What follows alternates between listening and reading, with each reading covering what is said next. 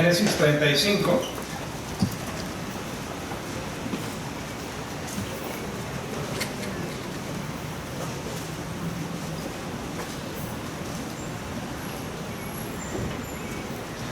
Vamos a leer versículos del 1 al 15, Génesis 35, del 1 al 15.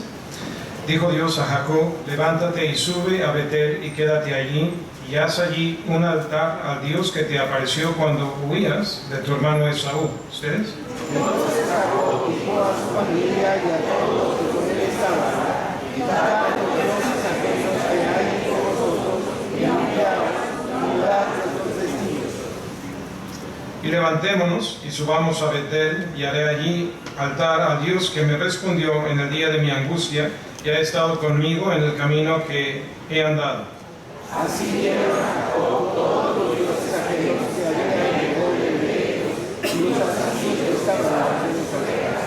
Y Jacob los escondió debajo de una encina que estaba junto a Siquem.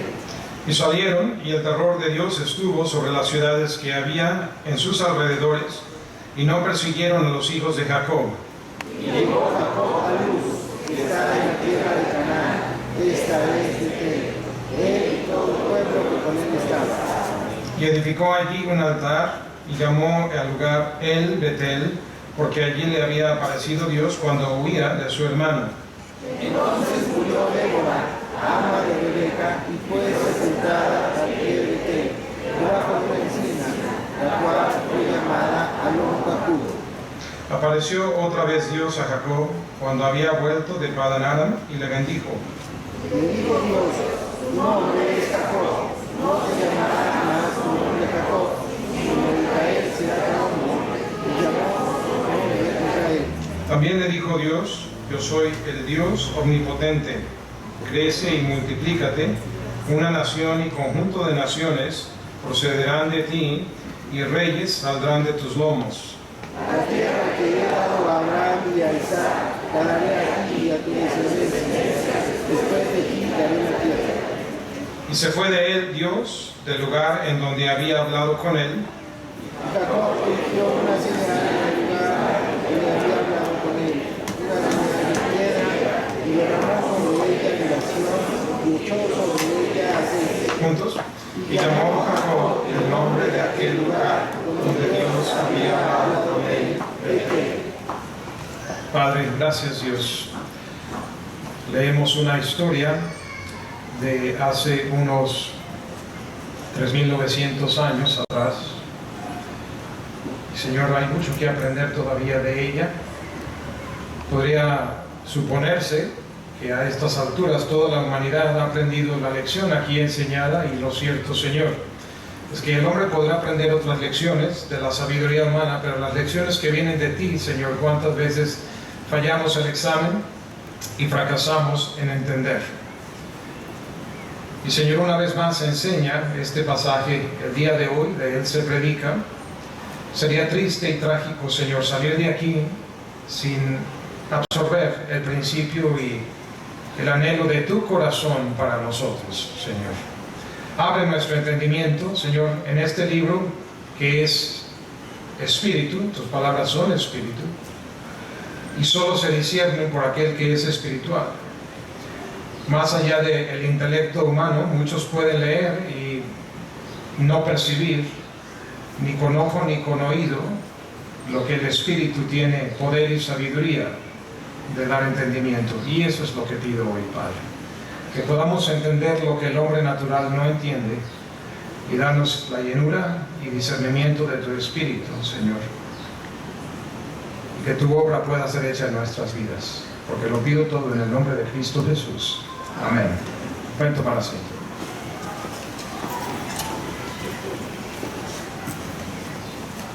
¿Cuántos de ustedes tienen 20 años o más de ser cristianos? Levante su mano. Ok. Buen grupo. Me parece como la mitad, pero para estar más seguro, los que no levantaron su mano porque tú tienes menos de 20 años de ser salvo, levanta tu mano. Ok, creo que son más, poquito más los que levantaron primero, que después más o menos como la mitad, pero creo que sería como 60-40, 55-45, por ahí. Aquellos que levantaron la mano primero y saben que he estado hablándole mucho de quién es Dios, lo conoces. La semana pasada hablamos de quién eres tú y cómo Dios sí te conoce, pero tú te conoces a ti como Dios te conoce. Hablábamos de Juan el Bautista, ¿se acuerdan? ¿Quién eres? ¿Qué dices de ti? Juan el Bautista no tenía duda de quién era. Ahora tú que levantas la mano, teniendo más de 20 años, y aún si tienes, vamos a decir, más de 10, déjenme preguntar esto: ¿cuántos de ustedes tienen menos de 10 años de ser salvo? Levanta la mano. ¿Ok? Quizás aún entre ustedes pudiera ser válida la siguiente pregunta: ¿qué diferencia hay entre el hombre o mujer que eres hoy del que eras el día de tu salvación y hacia atrás? Yo puedo hablar por mí nada más y puedo decirle que siendo salvo sí hubo un enorme gozo. Me acuerdo del 23 de octubre de 1997. El próximo mes de octubre serán 22 años. No olvido la fecha, no olvido el lugar. Eran aproximadamente entre 8:10 y 8:20 de la noche que yo fui salvo en la cocina de la avenida New Brunswick Avenue, número 680, en un pueblito pequeño del estado de Nueva Jersey que se llama Perth Amboy. Vino el pastor William Guerra, tocó la puerta. Yo pensé que era un político porque venía vestido de traje y era época de elecciones. Se presentó con quién era. Yo había tenido algunos contactos de esa iglesia, entonces no lo conocía a él ni su nombre, pero conocía de la iglesia de donde venía. Lo hice pasar, estuvimos hablando un rato. Él esperaba que mi familia llegara para darle el plan de salvación. Yo dije: no, hable conmigo, porque quería ser cuidadoso de que mi familia no entrase en ningún tipo de confusión. Y recuerdo la voz del Espíritu Santo aquí en mi corazón. No aquí oía la voz del pastor, aquí oía la voz del Espíritu Santo. Como me decía, todo lo que él hablaba era exactamente lo que yo tanto había anhelado, y no podía ni siquiera definir qué era lo que anhelaba mi corazón, pero me lo presentó el pastor y más aún me lo presentó el Señor. Y a los pocos días fui a la iglesia y nunca he dejado de ir a la iglesia desde esa vez. De hecho, antes iba a la iglesia bajo una religión, pero algo cambió en mí desde entonces y en mi familia. Y todo lo que yo experimentaba en esos primeros días era real, fue real. Les puedo decir que al mes, y aquí está, ¿dónde está mi esposa? Aquí está. No me la pierdan. Al mes estábamos ganando almas. Cosa pues rara, no porque no se pueda. Digo, tú probablemente antes, yo antes de ser salvo había probablemente tenido contacto con el Evangelio quizá unas 3 o 4 veces y no fui salvo. Pero ya una vez en otro estado yo viajaba, se descompuso mi vehículo, un camión que yo tenía, lo dejé ahí arreglando por una semana, me regresé a casa, pero antes de regresarme, unos muchachos me dieron un tratado del Evangelio como lo que nosotros repartimos. Yo lo leí, hice todo lo que decía ahí, me invitaba a hacer una oración, la hice, pero nunca tuve una conciencia de que yo haya sido salvo. Quizás lo fui, pero no cuento ese como día de mi salvación, porque cuando me fue presentado con toda claridad fue en aquel 23 de octubre del 97. Y hubo contacto y empecé a ir a la iglesia y empezamos a ganar almas al mes. La manera en que yo lo hice fue agarrar un tratado, me lo memoricé. A la hora que era el tiempo de ir a ganar almas en la iglesia First Baptist Church de Perth Amboy, fui, pero me fui como una media hora antes, y cerca de la iglesia había un Burger King. Me compré un café y yo mismo empecé a escribir el plan de salvación que me había memorizado a manera de examen, de ver si me lo sabía, porque prefiero, si voy a fallar a solas que fallar mientras lo estoy presentando, algo tan importante. Y hermano, eso nos sirva de lección para que todos podemos ganar un alma si tú eres salvo. Es una hojita, media hoja tamaño carta, impresa por los dos lados, y ni siquiera te lo tienes que memorizar a la manera que yo lo hice. Nada más aprende las referencias y puedes leer todo lo demás. pero tener la voluntad de prepararlo. No hay excusa. Si niños pequeños pueden presentar el plan de salvación, o un nuevo convertido al mes ya puede hacerlo, tú también puedes. A veces hay quienes dicen, oye, que vaya fulano, y yo entiendo, mira, a veces cuando alguien dice, ¿puede testificarle a mi ser querido? Es válido que le pidas a alguien, porque a veces uno mismo, no siendo profeta en su propia tierra, a ti te puede rechazar. A mí una vez alguien me dijo, tú, de mi familia, tú me evangelizas a mí. Dije, tienes razón, yo no puedo. Y oro para que aquellos que no sean salvos de mi familia, Dios envíe a la persona adecuada. Pero hay muchas personas que no tienen ese obstáculo, y tú puedes ir y testificarles, hermano. Si hay un anhelo en tu corazón por hacer por alguien más lo que un día alguien hizo por ti. No seas el último eslabón en la cadena larga que viene desde Cristo al paso de los siglos y a través de mares y continentes y países, que llega el plan de salvación hasta tu casa, hasta tu vida. Una cadena que podemos ir viendo esa ligadura al paso de tanto tiempo. No seas tú, no te atrevas a ser el último eslabón en la cadena. Sería una señal de terrible ingratitud, que de esa cadena llegó a ti y de ahí paró y ya no hubo más extensión del Evangelio. Pídele a Dios, hazme un conducto de tu gracia y del Evangelio. Pero ciertamente la manera en que mi vida cristiana es hoy, pues es muy diferente de aquel joven cristiano. No me considero muy maduro, digo, voy a cumplir 22 años apenas de ser salvo. No me considero ni siquiera un gran predicador. La verdad es que cuánto crédito le doy a todos ustedes que me han aguantado casi por 13 años y ahorita no siento que sepa mucho. Pues cuánto peor debo haber estado cuando llegué y se quedaron. Algunos se fueron, pero algunos se quedaron. Y cuán agradecido estoy con los que me han aguantado y me siguen aguantando. Amén. Amén. No le hagan así, ¿verdad? Pero lo aprecio, no lo tomo en poco. Sin embargo, puedes ver la mano de Dios, de lo que Dios ha hecho a lo largo de los años. La manera en que disiernes, la manera en que hablas, la manera en que percibes, la manera en que tu fe ha crecido. Y sé que hay algunos amenes, pero también sé que hay algunos que, teniendo los años, no tienes el crecimiento y la madurez. Puede haber años, pero tu cristiandad está en pañales. Lo primero que quiero exhortarte, hermano, es que así como tal vez tú no sepas la fecha, pero de poco tiempo después, como muy rápido nos involucramos en ganar almas, pero no solo eso, nos involucramos en servir en todo lo que había que servir. Les he comentado, la iglesia donde yo fui salvo, pues es una iglesia, la construcción es de esas iglesias antiguas, tiene la forma de no catedral, pero iglesias, la construcción antigua, esas que tienen ventanas con vidrios de color, pero en el color del vidrio presenta algún pasaje bíblico, o sea, todo el artista, ¿verdad? Y carísimos que son esos vitrales, y techos altos y órganos no nomás como esos que son portátiles, órganos que tienen los tubos o las pipas, o como se llaman, a los lados de ese tipo de iglesia antigua.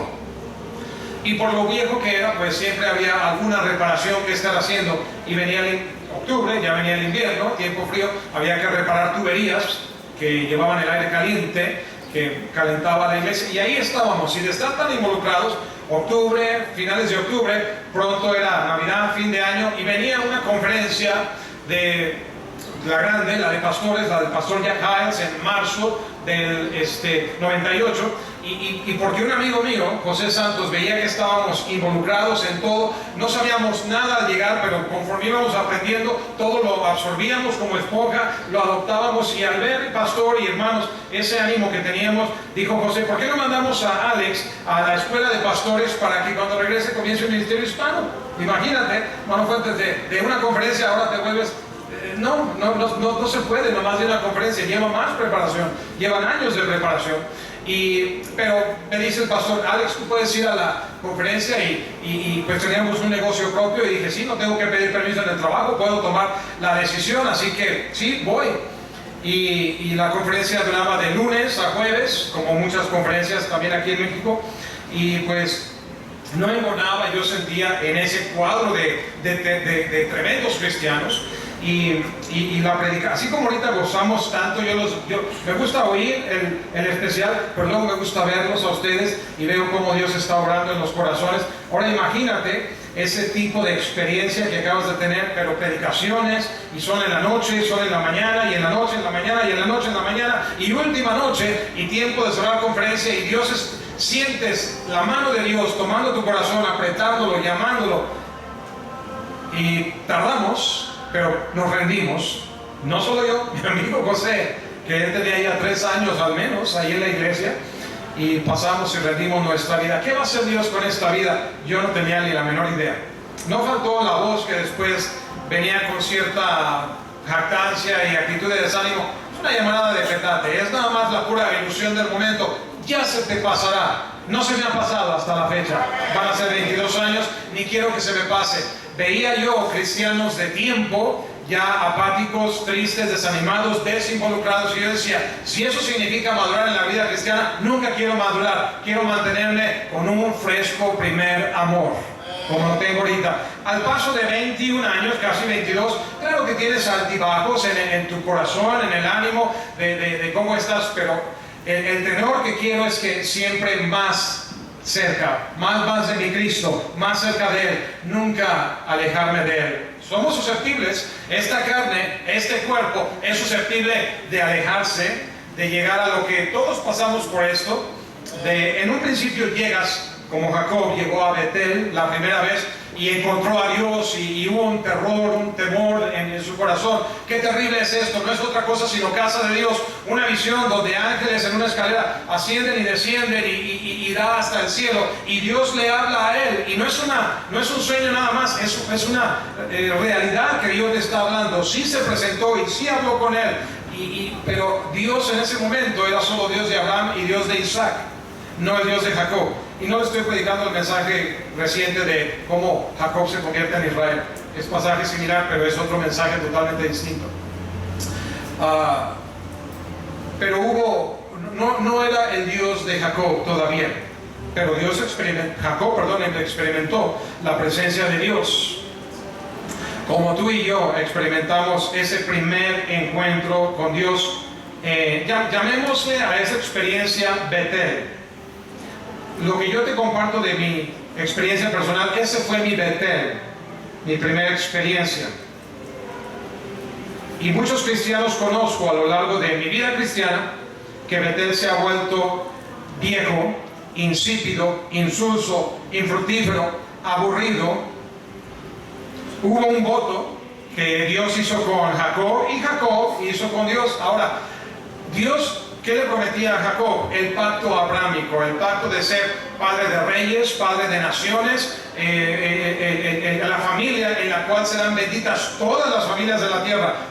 Un pacto sempiterno. Mide el alcance de lo que Dios le está hablando a Jacob. ¿Sabes cómo responde Jacob? Dice, bueno, mira Dios, ahora me toca hablar a mí. Y te voy a decir una cosa. Después de que tú has hablado, si tú me das de comer, y me das de vestir, y me das seguridad personal, tú vas a ser mi Dios. Parece que están hablando lenguajes diferentes. Toda la grandeza de lo que Dios le acaba de prometer y lo insignificante, lo minúsculo de la visión y el alcance de Jacob. Y lo más maravilloso de todo es como Dios es paciente, es misericordioso, es tolerante, aun cuando nosotros no entendemos ni papa de lo que nos está diciendo. Pero ahí es Betel. Por eso le exhorto a que cuando cante con ánimo, que medites lo que estás cantando. ¿Cuántas canciones hay del amor de Dios? ¡Oh, amor de Dios! Si fuera tinta todo el mar y todo el cielo un gran papel y cada hoja un pincel y todo hombre un escritor, nunca podría describir el gran amor de Dios, dice la letra de un himno. Y lo cantamos pensando en qué voy a salir y comer. Jacob estaba ahí. Dios le está prometiendo cosas grandiosas y él está pensando en qué va a comer, en qué va a vestir. Y bueno, ya quizá un poquito más importante, y si voy a tener seguridad personal en el viaje que voy. porque él huía de su hermano Esaú, como leemos en la historia allí. ¿Cuál era el testimonio de Jacob? Pues como tú y yo, engañoso, jugando tretas, infiel a sus votos, infiel a su palabra, no siempre haciendo la voluntad de Dios, no buscando a Dios por quien Dios es, sino por lo que de Dios puede sacar. Ese es Betel. Mucha gente viene aquí no se llama Betel, se llama Monte Abarim, pero estamos hablando del primer encuentro. Mucha gente viene a Betel a tener un encuentro con Dios por lo que puedes obtener de Dios. Él, comida, vestido, seguridad, algunas bonitas instalaciones, baños limpios, jabón, papel, butacas cómodas, buenos amigos. Si está aburrida la predicación, por lo menos no estoy encerrado totalmente, puedo ver alrededor. Digo, mira, los misioneros y evangelistas que viajan de aquí con frecuencia me dicen en el comentario cómo queremos a nuestra iglesia, porque experimentan mucho de lo que hay afuera. Gustavo, que ahorita están en el equipo de Belice y nos platican esas experiencias del sol y los bichos y todo, dice, aprecio más a mi iglesia. Yo también me toca viajar y veo eso. Ese es Betel. Venimos a veces nada más por lo bonito del lugar. No es que eso sea malo, pero tampoco es para jactarnos nosotros. Pero ese es Betel. Tengo mis amigos, me caen bien, hago este ministerio, hago este servicio, me proveen ruta, me voy a la otra porque ya tengo que pagar mi camión o mi taxi, pero aquí, ese es Betel. El primer encuentro no es malo, pero es una fe en pañales, una fe infantil. Muchos están ahí y está bien, cada uno estamos en una etapa diferente de nuestro encuentro con Dios. Está bien porque así también fue como Dios actuó con Jacob. Estuvo bien, aunque Jacob andaba mal, andaba desviado en su corazón, andaba perdido en lo que estaba en su mente, iba huyendo de las consecuencias de sus propias tretas y pecado. Le pide de comer, le pide de vestir y mira, llega a donde tiene que llegar, en Harán, donde está su tío Labán, hermano de Rebeca, su madre. Y ahí pasa un tiempo, ahí se enamora, ahí se casa, ahí tiene familia. Y vaya que Dios le proveyó trabajo, familia, sustento, ropa, riquezas, ganado, lo prosperó en gran manera. Lo prosperó a tal grado que aunque Labán ya era pues tenía también, era pastor de ovejas, pero Labán mismo fue prosperado a un nivel de riqueza que no tenía antes de que llegara Jacob. Jacob nomás llegó con un palo en su mano. Dice, con este palo he cruzado este Jordán y ahora regreso sobre 2 campamentos cuando venía a encontrarse con su hermano Esaú y tenía miedo.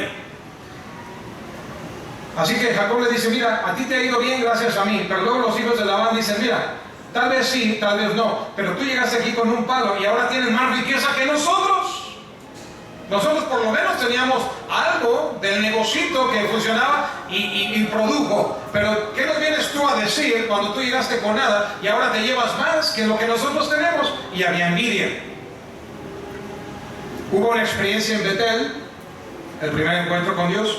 Hubo una experiencia en Harán, donde él había dicho, dame de comer, dame de vestir, protégeme, y Dios le multiplicó el 100 por 1, o el 1000 por 1 probablemente, de todo lo que él pidió.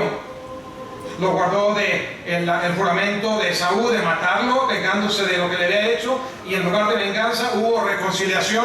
Dios trabajó en el corazón de Esaú para que cambiara. Dios bendijo también a Esaú. Luchó con Dios en Peniel, cara a cara, mano a mano, y lo transformó de aquel hombre tramposo, de tretas y de suplantaciones, en un príncipe con Dios en Israel, en uno que contiende con Dios y con los hombres, y ha vencido y prevalecido. Ahora Dios lo llama de regreso a Betel, el lugar donde tuvo su primer encuentro con Dios, donde tuvo la visión celestial, donde Dios lo bendijo grandemente y él no entendió la bendición de Dios. Probablemente, hermano, tú eres más bendecido por Dios de lo que te das cuenta. Y más aún, o peor aún, Dios te quiere bendecir más. Y tú probablemente en tu corazón de corazones, hasta aquí llegaste con Dios. En lugar de esperar lo que tú has visto de Dios hacer en tu vida, no llega ni a los talones de lo que Dios quiere hacer contigo. Pero muchas veces tú ya estás listo para dejar la iglesia, para dejar la Biblia, para seguir con cosas más grandes y mejores, a la manera de Jacob en Harán. Encontró a Dios en Betel, pero Betel pues sí es casa de Dios, pero pues que le vaya bien a Dios. Ahí le dejé su piedrita, ahí le dejé su altar, ahí hicimos voto. Pero donde está la papa, donde está el ganado, donde está la familia, donde está la prosperidad, es en Harán. ¿Te acuerdas de Betel? Ah, sí, qué bonita experiencia. Pero ni pienses que yo ya voy a regresar a eso. Yo ya estoy en otro nivel en Harán. Yo ya tengo posesiones, yo ya tengo propiedades. Llegué aquí con un palo y aquí ya soy un patriarca. Digo, sí, el tío Labán, pues no me cae bien, me cambia el salario, los primos me dan dificultad, pero ya tengo esposas, ya tengo hijos, ya no soy un cualquiera. Y a lo mejor no puedo quedarme en Harán, pero me voy por ahí en otro lugar y ya, para quitármelos de encima. A la manera que Lot y Abraham, ¿te acuerdas? Tuvieron que separarse porque habían crecido tanto que ya sus pastores no podían estar el uno como otro. Por cierto, ¿cómo le fue a Lot? Al buscar no el camino de Dios, el camino de su propia sabiduría. Así pudo haber decidido Jacob también. ¿Estás tú allí en Harán ahorita? En el lugar cómodo. Mira, también tiene problemas con su tío y suegro, tiene problemas con sus primos y cuñados, pero pues nadie tiene una vida perfecta, así que de estar aquí a estar acá donde estaba yo con Dios, donde ahí te mueres de hambre, pensamos, ¿verdad? Que estamos donde Dios y ahí te mueres de hambre, olvidando que el que te prosperó en Harán fue el mismo Dios que encontraste acá. No fue Labán, no fue tu gran sabiduría, fue el mismo Dios de Betel que te prosperó en Harán, porque hiciste voto con Él. Y aunque Él parece estar detrás del telón, pero está obrando y está presente en el día con día. Pero decimos, no, yo estoy bien allá. ¿Estás en Harán, hermano? ¿Conociste Betel? Viniste a Dios, eres salvo. Tal vez recién llegaste y estás en Betel. Y estás en ese primer amor, y no te voy a decir jamás, como me dijeron a mí, ya se te pasará, que nunca se te pase. Porque es cierto, vas a encontrar aquí aquellos que tienen los 10, los 20, esta iglesia está por cumplir 35 años, y hay hermanos que están aquí desde sus orígenes, y puedes llegar a los 30, y sabes que entre ellos hay quienes siguen en su primer amor. Fresco, animoso, trabajando, gozoso. Sí, no vienen aquí porque pusimos pantallas. Qué bueno, pero no vienen por las pantallas. No vienen porque cambiamos el audio. No vienen porque los baños que ahorita tienes, si tú tienes menos de 11, 12 años, no sabes cómo estaban los baños antes. Yo no sé cómo le hacían cuando había conferencias. Pero no vienen por los baños remodelados. No vienen por el auditorio aquí arriba, no vienen por necesariamente la escuela, aunque si sus hijos pueden beneficiarse, los mandan. No vienen por todo eso. Todo eso tiene un entusiasmo inicial como todo lo que ya te platiqué, pero pronto se desgasta. Porque Dios no está en los ladrillos, ni en las lonas, ni en las ventanas, ni en las mejoras al inmueble. No, Dios tiene cosas mucho más grandes y ocultas que tú y yo todavía no conocemos y que Él quiere hacer, y mucha gente lo sabe, y eso es lo que vienen a buscar. A eso quiero exhortarte. Sigue viniendo, no vengas porque tan solo porque Monte Abarina es más bonita que, vamos a decir, mira, ¿te acuerdas me invitó el pastor Higinio? ¿Se acuerdan del pastor Higinio García? Allá en las montañas de Guerrero. Estaba yo con el pastor Abraham en Guamuxtitlán y me dice, pastor, vamos allá con el pastor Higinio, tiene problemas con una mano, ¿lo recuerdan? Chaparrito. Estaba allí yo predicando, se llama Monte Orer, porque ellos estaban no recuerdo el nombre del pueblo, pero a los cristianos, no es raro, en Guerrero y en Oaxaca, los corren y ellos van y se protegen con la autoridad, fueron a gobernación y un diputado en Chilpancingo, y les dijeron, mira, para evitar ese conflicto y no nos vayan a matar como sucede en esos lugares, vayan y búsquense por allá una loma en el cerro y ahí ustedes van a establecer su pueblo y métanse un nombre. Si ven arbolitos de tamarindo, pues pónganle el tamarindo. Si ven huizache, pónganle el huizache. Dice el pastor, no, se va a llamar Monte Oreb. Somos cristianos y vamos siguiendo la dirección de Dios. Y bueno, empiezan así tal cual. No hay electricidad, no hay drenaje, no hay pavimentación, no hay nada. Nada más ve, ahí fraccionen, cada quien agarre su terreno, pon tu casita y la iglesia está allí. La última vez que fui, predicamos, era creo que un aniversario, ya hay invitación para ir otra vez. El pastor Higinio me dice, pastor, hay un terreno para comenzar una iglesia en otro lugar y pues oren por nosotros, necesitamos juntar los fondos, no tenemos nada. Y bueno, platíquenme, y yo decía, hermano, queremos tener parte, hay muchas peticiones y necesidades siempre que llegan aquí. Y llegó el momento que le dije, bueno hermano, ¿y cuánto cuesta ese terreno? Un terreno como de, no recuerdo exactamente, ponle, aquí al de abajo, el autor de abajo mide 11 por 20. Algo así era el terreno. Y porque están en la loma, están ahí donde no hay nada, me dice el precio, ¿cuánto crees? Algunos de ustedes se los dije, me dice, vale 3,500, pastor. Le dije, pastor, el Señor acaba de proveer. Yo traía un dinerito, no mucho, y la ofrenda que me había dado el pastor Torres en Guamux por predicar, se juntaban los 3,500. Me regreso casi sin nada, pero hermano, ¿cuándo tienes una oportunidad de comprar el terreno donde va a comprar una iglesia? 3,500 te los gastas hasta en multas hoy en día. Y que tú tomes ese dinero, ¿eh? Tú lo sabes, ¿verdad, hermano? ¿Cuántas multas de 3,500 has puesto? ¿Alguno de los hermanos aquí? Bueno. El hermano es tránsito, él sabe de multas. En 3,500 se te puede ir una multa y tomar esa misma cantidad y comprar un terreno donde va a haber una iglesia. No voy a pasar yo esa gran oportunidad que Dios me da. Mucha gente dirá, no, 3,500 son 3,500. Al rato el policía te los baja. ¿Amén? No los del Estado de México, ¿verdad? Amén. No hay aquí del Estado de México. La sensibilidad, hermano, para ver lo que Dios quiere y puede hacer contigo. A veces nuestra visión está, no, voy a perder mis 3,500. Hermano, una obra de Dios que dura para para todo el tiempo hasta que Cristo venga. No pierdas esas oportunidades que Dios te da. Él tuvo este encuentro personal, tuvo esta transformación, vino a gran gozo. Y hermano, yo me pregunto esta mañana si hay alguien aquí que necesita un Betel, sea por la primera vez o sea por la segunda vez. De hecho, Dios es el Dios de las múltiples oportunidades. Pero vamos a enfocarnos nada más a la primera o la segunda. La segunda ejemplifica todas las oportunidades que requieres en tu vida.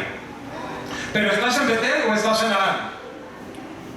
Porque mucha gente llega a Harán y sí, fue Dios quien te prosperó. Dios fue el que prosperó a Jacob. Y muchos se quedan en Harán porque estás cómodo y estás a gusto y le das crédito a Dios como bien debes. Honra y gloria a Dios por la prosperidad que me dio, pero es muy tuyo y es muy tu vida.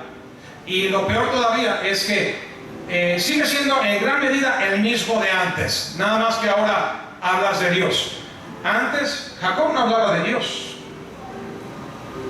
él quería la herencia, la papa, la primogenitura. La mamá le dice que no sea para Esaú, que sea para ti. La obtiene y cuando se encuentra con Dios no le dice, así como eres Dios de mi padre Abraham y Dios de mi padre Isaac, quiero que seas mi Dios. No le dice eso, le dice, cúmpleme lo que yo necesito y quiero y entonces te hago mi Dios. ¿Cómo la ves? Como si Dios necesitara, ¿cómo le hacemos para que yo sea tu candidato a Dios? No, Dios no anda mendigando adeptos. Dios es Dios, tú creas en Él o no creas en Él. Él es el que tiene gran bendición para ti, si quieres, y si no, tiene Él alguien más a quien dársela. Se fueran. Dios cumple su parte del pacto, aunque no tanto Jacob, pero llega el día en que lo llama de regreso. ¿Dónde estás, hermano, hoy? Cuando regresa, el nombre del lugar cambia a El Betel. Le he explicado en otro mensaje que Betel significa casa de Dios. Bet, casa, en hebreo, el Dios. Betel, casa de Dios. Pero al regresar, 20 años después, Jacob es un hombre transformado porque experimentó la gracia de Dios, experimentó las consecuencias de su pecado, de sus engaños. Su suegro le cambió el salario 10 veces y también el engañador se había engañado. ¿Te acuerdas que se quería una, pero le dieron gato por liebre cuando se casó? Por decirlo así, ¿verdad? Le dieron a la que no quería. Y una y otra vez las tretas y los cambios, y finalmente Jacob entiende que el Señor lo llama a Betel. Y ahora le pone un nombre distinto a Betel y lo llama de Betel a El Betel. Antes el lugar era reverenciado porque es lugar santo, es la iglesia, es la casa de Dios, Betel. Pero ahora regresa y dice: ya no regreso por lo que me entusiasmó la primera vez, porque ahora he experimentado la gracia de Dios, la misericordia de Dios, la bendición de Dios, la relación personal, no con mi abuelo, no con mi padre, conmigo mismo, su poder, su bendición, su provisión, su fidelidad, el proveer todas mis promesas. Y ahora voy de regreso, no por el lugar santo, no por la iglesia, no por las instalaciones, no por quien me encuentre, excepto uno que es el Dios de la casa de Dios, el Betel. Él es el que necesito. Forcejea con él y rayaba el alma y le dice al Señor: déjame que ya amanece. Y dice: no te dejaré si no me bendices. La primera vez le pidió la papa, el vestido y la protección. La segunda vez le dice: me lo diste todo y mucho más abundante. Hoy vengo al entendimiento que si algo necesito es a mi Dios, y no te suelto a menos que tenga tu bendición. Lo que más me hace falta. ¿Ves el diferente, Jacob? ¿Por qué vienes tú a esta iglesia? Vienes porque es Monte Abarim. Sí, Dios ha hecho todo lo que hay aquí. Pero no vengas por todo eso nada más. Ven por el Dios de Monte Abarim.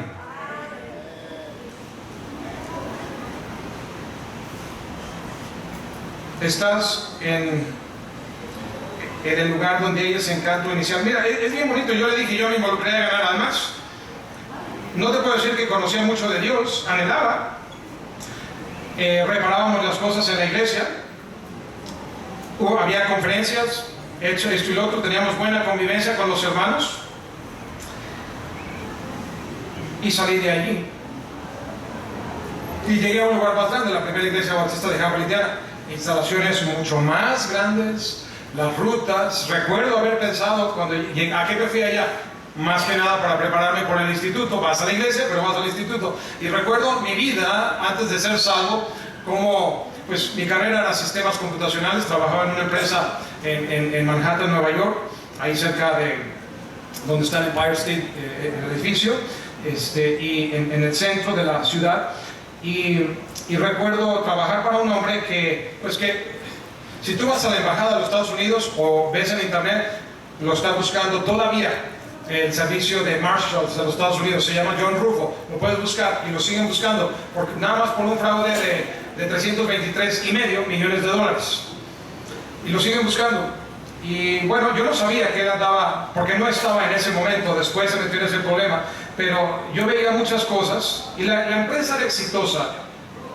Eran los años 80, era muy próspera la economía, pero yo me daba cuenta: esto no está bien aquí, esto no está bien aquí, y yo era salvo, pero esto no está bien. Si yo algún día llego a poner una empresa como él, aprendí cómo no hacer, y cómo no hacer, y cómo no hacer, y cómo no hacer. Pero llego yo por primera vez a la primera iglesia bautista de Hammond, Indiana, y al Instituto Hans Anderson, y por primera vez en mi vida es como si se abriera todo un telón, un panorama, y decir: por primera vez llego a un lugar donde me muestra cómo sí hacer. Y yo no, es el gozo, como cuando vimos el coro, y es el gozo que tuve en la conferencia, y cómo absorber como esponja todo lo que se enseña, todo lo que se hace, aprender, aprender, aprender y aprender. Y quiero ser todo lo que Dios quiere que yo sea. Tanto al llegar a la primera iglesia bautista de Perth Amboy, como llegar a la primera iglesia bautista de Hammond, Indiana, fueron mis Betel. Pero tanto en un lugar como en el otro te puedo citar de mucha gente y algunos de ustedes que conocen de aquí mismo que han dado la espalda a su Betel y están en Harán, donde están cómodos, donde están tranquilos, donde materialmente prosperan, y ahí probablemente se puedan y quieran y lo harán quedarse el resto de su vida. Pero llega el día en que Dios te llama de regreso. Y hay resistencia porque Jacob sabe que la amenaza de Saúl sigue latente. Aunque Dios ya se había encargado, Jacob no lo sabía. Él tenía miedo. Tuvo que rogarle a Dios. Pero al encontrarse otra vez en el Betel, ya la atención no era en el lugar sagrado, sino en el Dios del lugar. Si no has venido por primera vez a Dios, hoy es un buen día para encontrar tu Betel. Pero si has venido y te has ido a Harán, es un buen día para regresar a el Betel. Si se ha vuelto todo en tu vida rutinario, tedioso, mundanal y carnal, donde piensas que ya Dios no tiene nada para ti, déjame decirte que te equivocas. Satanás te mintió que si necesitas una segunda oportunidad, Él es el Dios de no la segunda, sino las N oportunidades. Aunque Satanás te dice que Dios no quiere ya nada contigo, que no es compasivo, que no es misericordioso. Y yo estoy aquí para decirte esta tarde, Satanás es un mentiroso, es un perdedor, es un engañador. Dios te quiere de regreso. Es tiempo de gracia y misericordia todavía. Sigue en el lugar donde Él se quedó. Si te has enfriado y alejado y perdido la visión, hay un lugar justo donde encontraste a Dios, de ahí no se ha movido Él. Donde empezaste en Betel, ahí donde hubo el primer llamado, ahí sigue el mismo Dios esperándote. Es necesario venir con un corazón sincero. ¿Qué hizo Jacob? Les dijo en el versículo 2, quitad los dioses ajenos, quita la idolatría, limpiaos, mudad vuestros vestidos. ¿Por qué? Porque vamos delante de Dios. No quiere decir que tengas que tener tu casa, tu corazón impecable, en el sentido de que mucha gente dice, no voy a regresar a la iglesia hasta que ya no tenga ni un pecado. No, Él se encarga de limpiar esa casa. Él te limpia con su palabra. Tú no puedes hacerlo, pero ven con un corazón sincero. Ven con un corazón deseoso de, Señor, si tú me ayudas, quiero dejar a un lado los ídolos, que ídolos pueden ser tus posesiones, tus placeres, tus propios planes y sueños y proyectos, la popularidad o prominencia y fama que buscas. Deja eso a un lado y deja que Dios haga contigo lo que Él quiera. Es muy probable que cuando tú dejas de buscar fama y prominencia e interés, que Dios te dé justamente lo que ya dejaste de buscar. Quiere ver si está rendido a Él. ¿Qué es aquello que te alejó de la presencia de Dios, de la casa de Dios, de tu primer amor? ¿Qué es aquello que te impide regresar? No vengas solo por los beneficios temporales que puedas recibir de Dios. Probablemente lo que te impide regresar a Dios es que Él ya te mostró aquello que quiere hacer de ti, el cambio que quiere hacer contigo.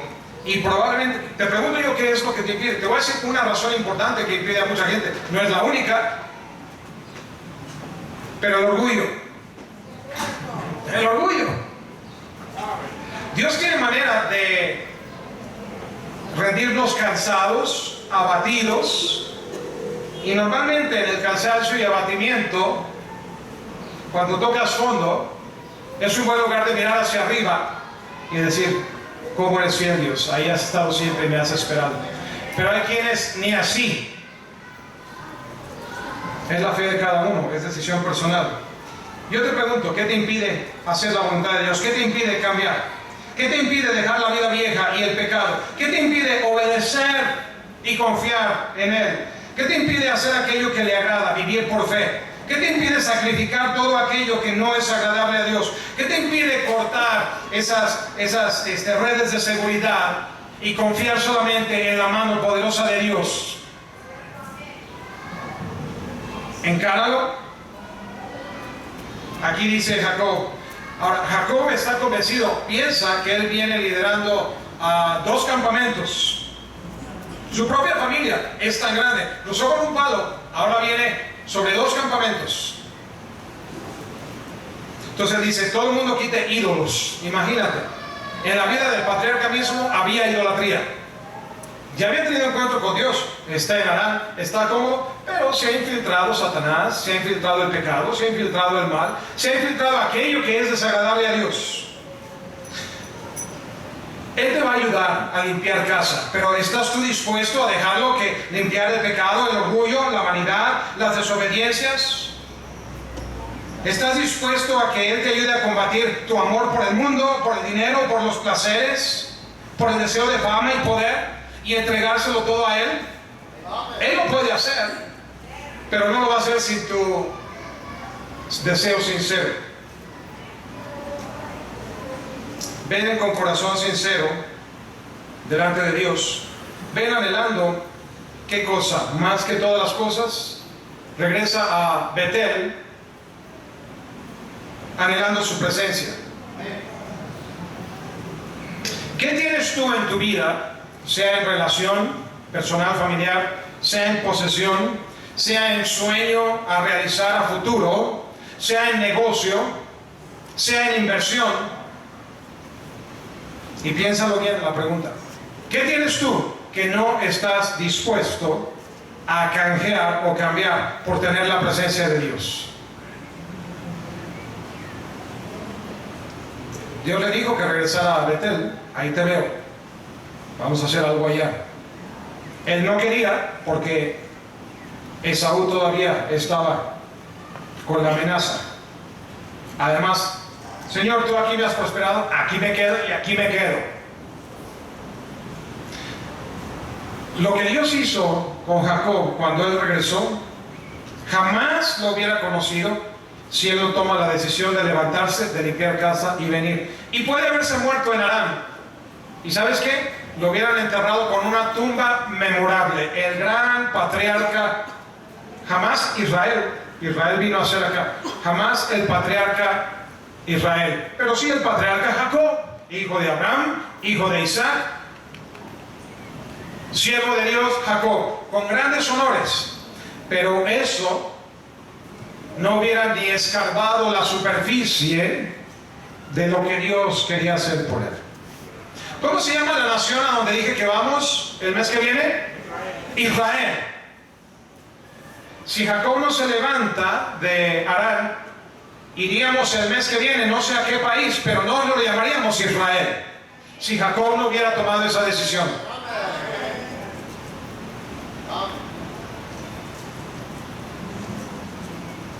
Ahora él enfrentó todo, la gracia y misericordia de Dios, así como todos los problemas. Pero al salir de ahí, encontró que le había quitado a su enemigo, el corazón vengativo de su enemigo o hermano Esaú. Ya no era muerte lo que lo amenazaba. Ahora hubo paz, reconciliación. ¿Sabes qué vas a encontrar cuando regreses a Betel? Hallando a Dios, de la casa de Dios, vas a hallar paz para tu alma. No tienes que andar comprando ese medicamento para ponerte a dormir, no tienes que comprar alcohol o drogas, no tienes que andar buscando nada que, mira, cuánta gente busca esto y aquello porque quiere ser feliz. Ven a Betel, hallarás gozo para tu corazón. Te sientes que tu vida está apagada, detenida, estancada, ven a Betel, hallarás avivamiento para tu espíritu. Sientes que el mundo se te cierra y nadie te ayuda, ven a Betel, allí encontrarás el poder de Dios para servirle con tu vida, para hacer su voluntad, para obedecerlo, y más aún hallarás victoria sobre todas tus batallas. Ven a Betel, regresa, Dios está esperando en el lugar donde lo encontraste. Rededica tu vida a Él, regresa, aviva tu búsqueda de Dios y tu relación con Él. ¿Hablas con Él? ¿Tienes comunión con Él? No solo lo busques cuando andas metido en problemas. No solo lo busques por lo que te gusta o no te gusta, por lo que necesitas, por las circunstancias. Búscalo porque Él es Dios. Señor, ¿qué vamos a ir a hacer a Betel? Allá está la familia, allá está todo. Te voy a decir que vas a encontrar. ¿Quién está en Betel? Yo. El gran yo soy, ahí me vas a encontrar. y te estoy esperando. Y estoy dispuesto a hacer las cosas que te dije que iba a hacer. Mi palabra no ha caducado. Te he prometido y necesito que regreses porque yo cumplo mi palabra. Y hay promesas pendientes. Yo no sé por qué estés pasando en tu vida, hermano, pero no escuches al diablo que te infunde miedo, temor. No te acobardes, no te dejes intimidar. Pon los ojos en Dios. Allí donde lo había visto la última vez, allí fue donde Jacob lo oyó. Los inviernos se convierten en primaveras en la presencia de Dios. Ahora mira, si yo digo inviernos, como que aquí en Cuernavaca invierno no significa nada, pero mira,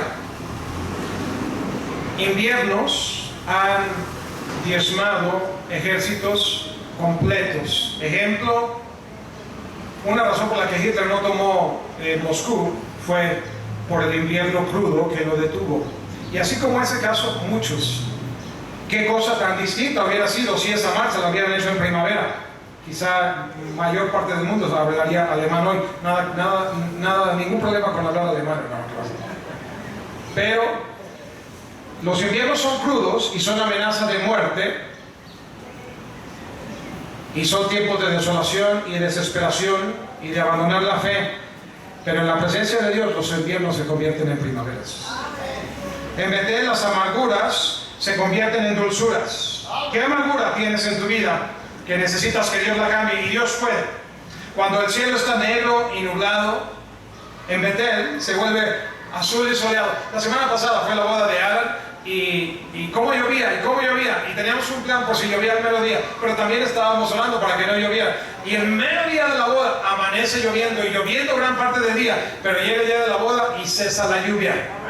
Empieza el banquete y cenamos bien y comienza la lluvia, pero no fue tan amenazadora, duró un ratito y se quitó.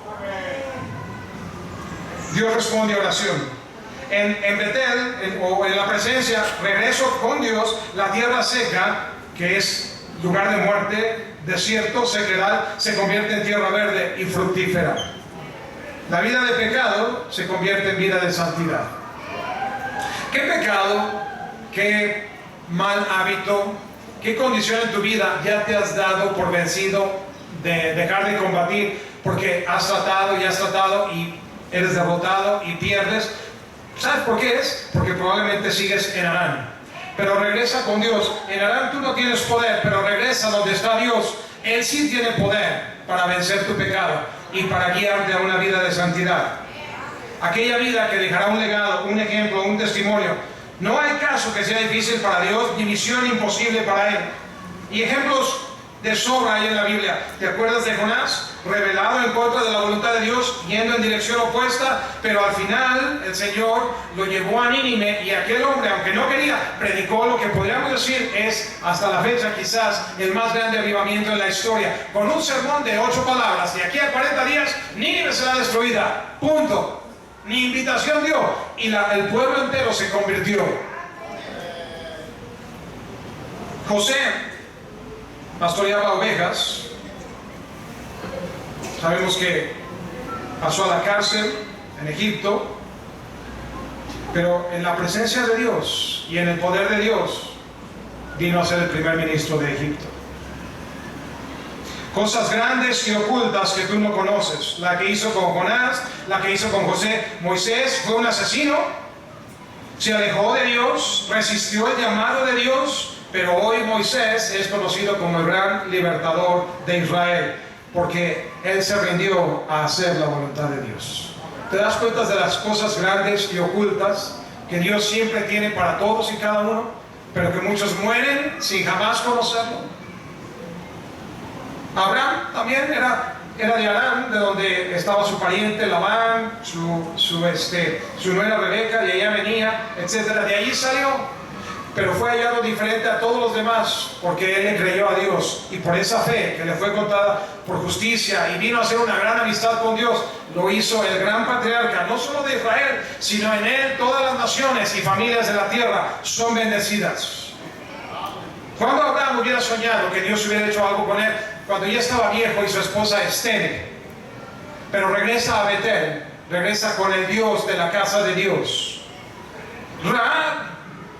una ramera.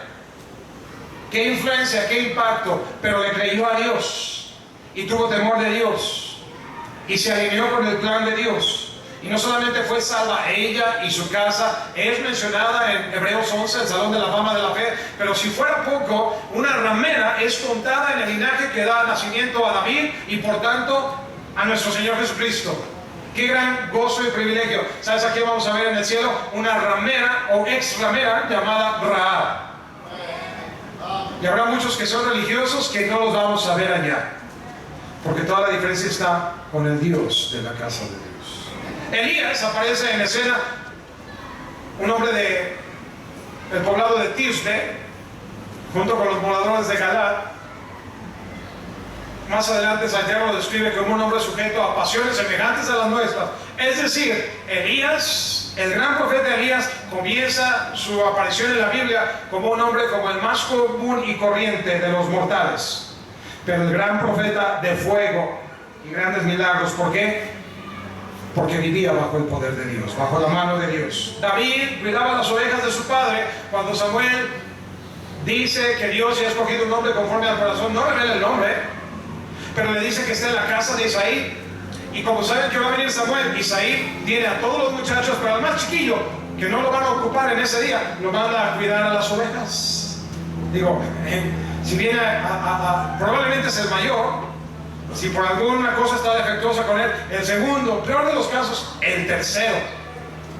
Pero David no se espera que sea elegido. Por eso tú vete a cuidar del rebaño, porque hay un asunto importante familiar. Muchacho, vete.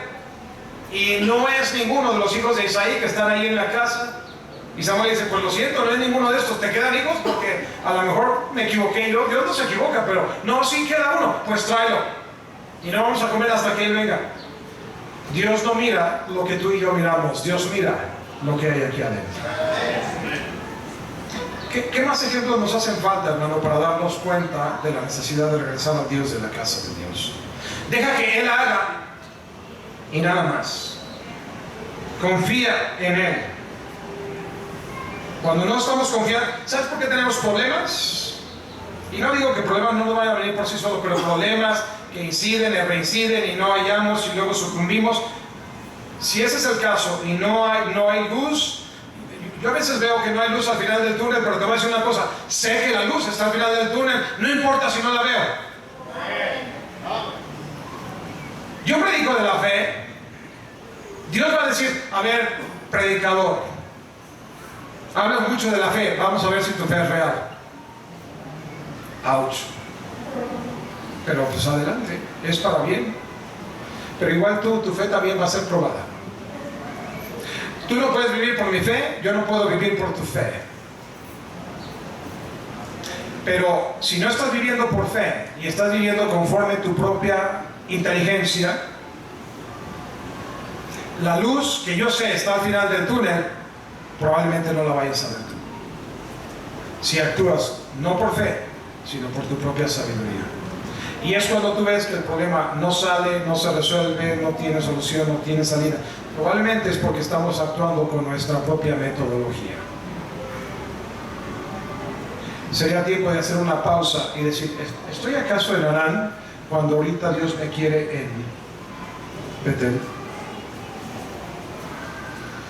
No vivas oprimido, bajo derrotas, la culpa del pecado. Vive bajo la gracia de Dios. Puede haber mucho pecado, muy negro, pero recuerda que ningún pecado es más poderoso que la sobreabundante gracia de Dios. Donde abunda el pecado, y abunda a veces, sobreabunda su gracia. No mires las amarguras de tu pasado, confía en sus promesas. El pasado ya pasó, pero las promesas están por delante. No mires tus fracasos, confía en su poder. Él puede. Regresar a Betel o regresar a tu primer amor. ¿Y qué es lo que hizo Dios con Jacob? Renovó su pacto con él.